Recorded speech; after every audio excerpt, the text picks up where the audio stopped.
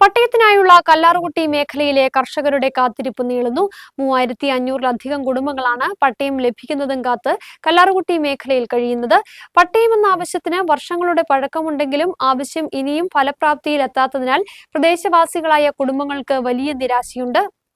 കല്ലാർകുട്ടി ജലാശയത്തിന്റെ സമീപ മേഖലകളിൽ താമസിക്കുന്ന കുടുംബങ്ങളിലെ പട്ടയത്തിനായുള്ള കാത്തിരിപ്പ് നീളുകയാണ്. നിരന്തരം ആവശ്യമുന്നയിച്ചിട്ടും പട്ടയമെന്ന തങ്ങളുടെ ആവശ്യത്തോട് ബന്ധപ്പെട്ട അധികൃതർ മുഖം തിരിക്കുന്നുവെന്നാണ് കല്ലാർകുട്ടി നിവാസികളുടെ ആക്ഷേപം. പ്രദേശവാസികളുടെ പട്ടയമെന്ന ആവശ്യത്തിന് വർഷങ്ങളുടെ പഴക്കമുണ്ടെങ്കിലും ആവശ്യം ഇനിയും ഫലപ്രാപ്തിയിൽ എത്താത്തതിൽ കുടുംബങ്ങൾക്ക് വലിയ നിരാശയുമുണ്ട്.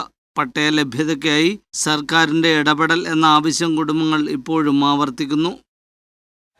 കല്ലാറുകുട്ടി ഡാമിൻ്റെ കാച്ച്മെൻ്റ് ഏരിയയിൽപ്പെട്ട 4000-ഓളം വരുന്ന കർഷകർക്കും അതിനു മുമ്പ് പട്ടയമുണ്ടായിരുന്ന ആളുകൾക്കും നിലവിലുള്ള റീസർവേ നടപടികൾ പൂർത്തീകരിക്കുവാനോ അതിനുവേണ്ട നടപടിക്രമങ്ങൾ മുന്നോട്ട് കൊണ്ടുപോകാനോ റവന്യൂ വകുപ്പിന് ഇതുവരെയും കഴിഞ്ഞിട്ടില്ല.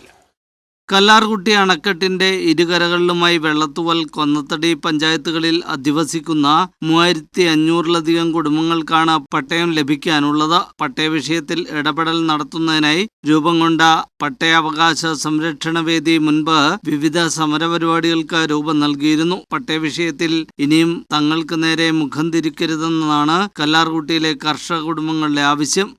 News bureau, Adimali.